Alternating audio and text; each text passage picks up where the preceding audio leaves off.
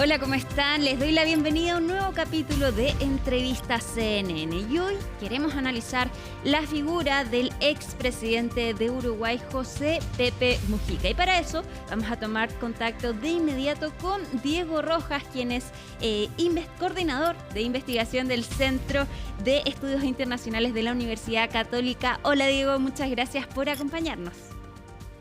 Hola Alicia, ¿cómo estás?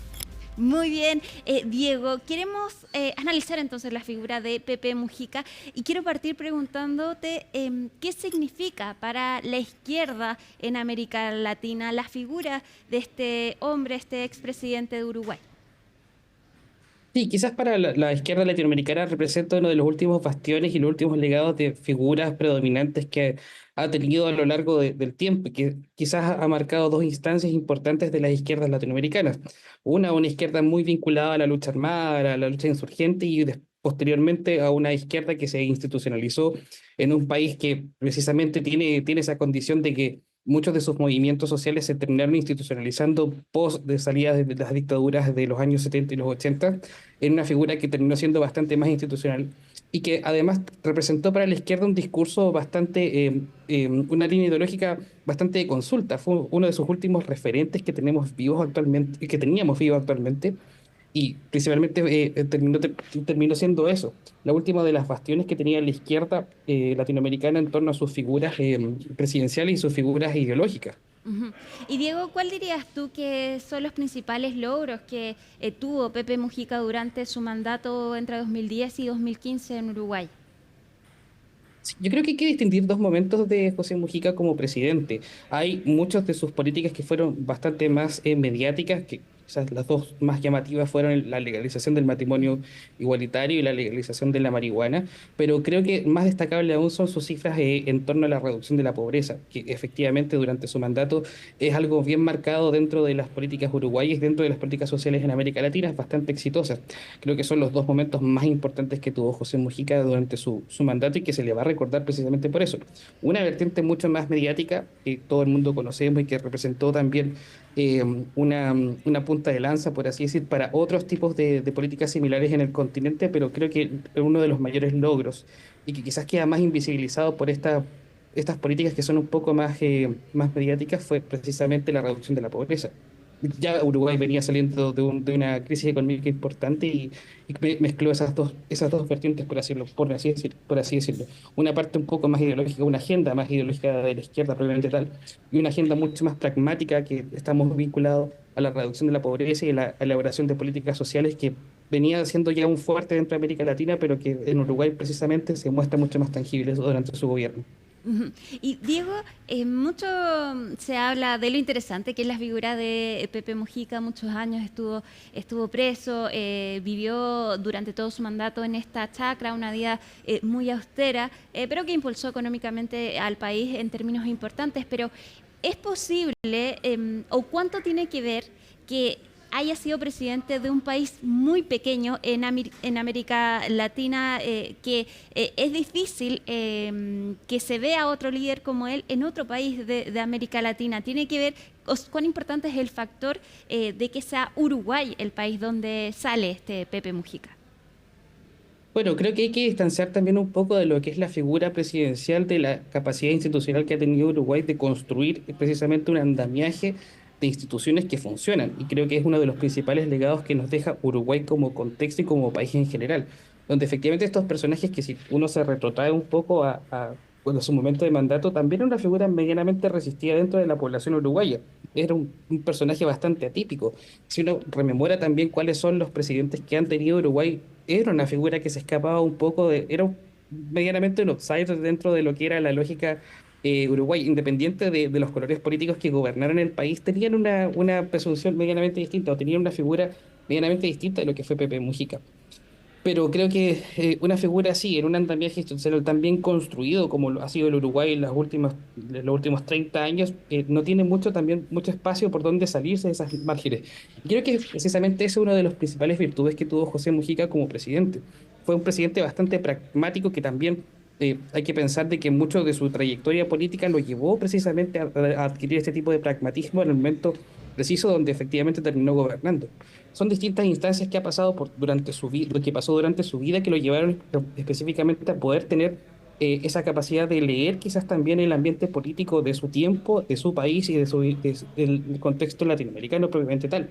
Quizás por eso también es una figura que termina siendo un referente para la izquierda, no solamente para una izquierda con un discurso más progresista, sino que también para esa izquierda más pragmática que podemos diferenciar en algunos países del continente. Ahora, Diego, ¿cuál dirías tú que son las sombras del mandato de Pepe Mujica? Mucho se habla, por ejemplo, de que no impulsó juicios por los crímenes cometidos en la dictadura, cuando él también fue una víctima de la dictadura. Bueno, también tiene que ver con este pragmatismo que te mencionaba. Creo que en ese sentido también hay que ser justos de pensar que las sombras que uno le puede arrogar a un presidente o lo puede, por así medianamente, criticar, son parte también justificativos de lo que significa ejercer el poder. Si hay algo que entendió bien José Mujica, dentro de todas sus cualidades y dentro de sus virtudes y sus sombras, que una cosa es efectivamente tener una lógica y un discurso personal y otra lógica es efectivamente ejercer el poder. Creo que efectivamente es algo que es una enseñanza para los gobiernos latinoamericanos en general, fuera de izquierda o fuera de derecha o de centro, es la capacidad efectivamente de ser pragmático cuando se ejerce el poder.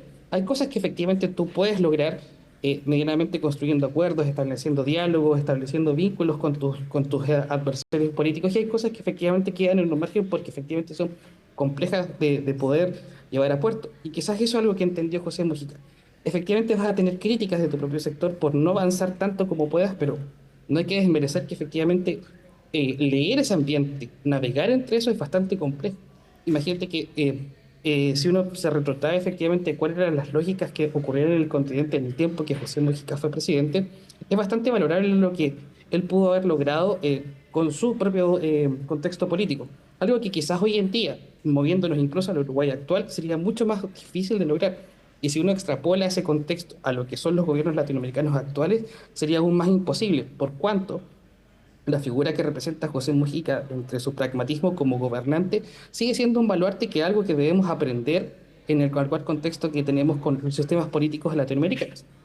Precisamente eso te iba a preguntar, Diego, porque vimos que en su funeral llegó Luis Ignacio Lula da Silva, también el presidente Gabriel Boric. Parece ser un ejemplo a seguir en las otras presidencias de izquierda de América Latina, pero ¿tú crees que es posible replicar una figura como la de José Pepe Mujica actualmente en otros países de la región? Creo que es bastante difícil por dos contextos. Primero, las lógicas de vida que él tuvo son bastante poco plausibles de replicar. Termina siendo parte de su propia formación que podamos tener este tipo de liderazgo, cosa que es muy difícil vivenciar hoy en día por puntos muy puntuales. O sea, tenemos pocos líderes que efectivamente hayan vivenciado las dictaduras latinoamericanas, tenemos pocos líderes que sigan vivos y vigentes como en ejercicio legal de la política. Quizás el último baluarte que tenemos al respecto sigue siendo Lula da Silva. Pero no sé si efectivamente se termina erigiendo como un líder moral, por así decirlo, o un baluarte dentro del discurso latinoamericano de la izquierda. Ahora, yo creo que efectivamente también tiene que ver con cómo se ha empezado a fraguar en los contextos políticos y los contextos institucionales de América Latina, que son cada vez más complejos de gobernar, son cada vez democracias que exigen demasiado de parte de la ciudadanía, con una institucionalidad que es muy difícil de procesar esas demandas tan inmediatas.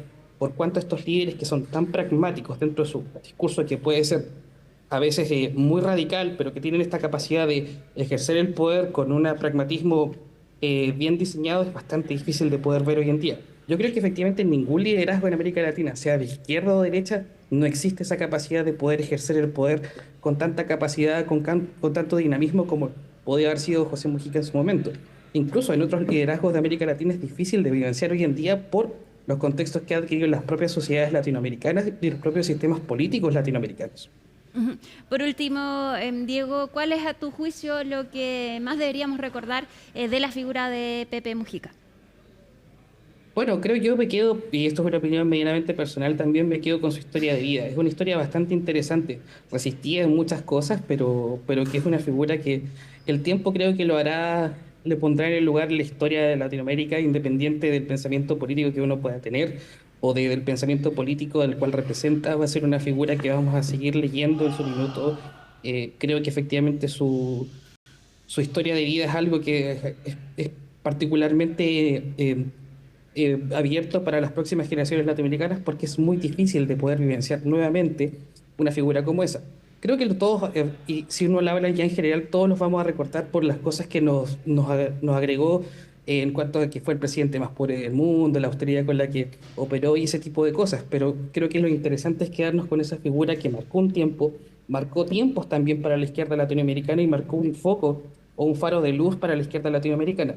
Muy difícil hoy en día encontrar en ese sector una figura que lo pudiera reemplazar, por así decirlo, pero creo que ese legado va a seguir viviendo, sobre todo en ese sector.